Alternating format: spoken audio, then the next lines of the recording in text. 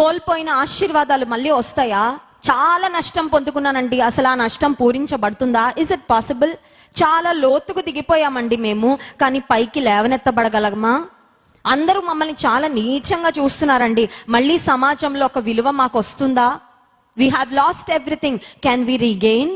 మేము తిరిగి పొందుకోగలమా? అంటే నీవు ఉపవాసం ఉండి హృదయపూర్వకంగా దేవుని వైపు తిరిగి రోదనము చేసి అంగలారిస్తే దేవుడు అంటున్నాడు, ఒక సమయం మీకు ఇస్తాను, మీరు కడుపారా తిని తృప్తి పడే రోజు ఒకటి వస్తుంది. హల్లెలూయా.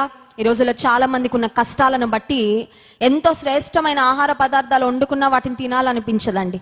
ఇంత కష్టం ఉంది, ఇంత బాధ ఉంది, ఏం తింటాం?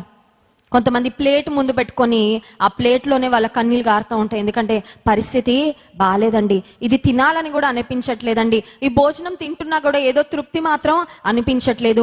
మనసు నిండా బాధ, మనసు నిండా దిగులు, వేదన, మాకున్న కష్టాలు, మాకున్న పరిస్థితులే జ్ఞాపకం వస్తున్నాయి. దేవుడు అంటున్నాడు, నీవు హృదయపూర్వకంగా నా వైపు తిరిగితే ఒక రోజు వస్తుంది, ఒక సమయము వస్తుంది, మీరు కడుపార తిని తృప్తి పొంది మీ కొరకు వింత కార్యములు జరిగించిన యెహోవాను స్తుతిస్తారంటండి. హల్లెలూయా. స్తుతించే దినం ఒకటి వస్తుంది. స్తుతించే దినము రావాలంటే కన్నీరు గార్చే దినం ఒకటి ఉండాలి. పంట కోసే దినం ఒకటి రావాలంటే విత్తనాలు విత్తే దినం ఉండాలి. అవునా కాదా?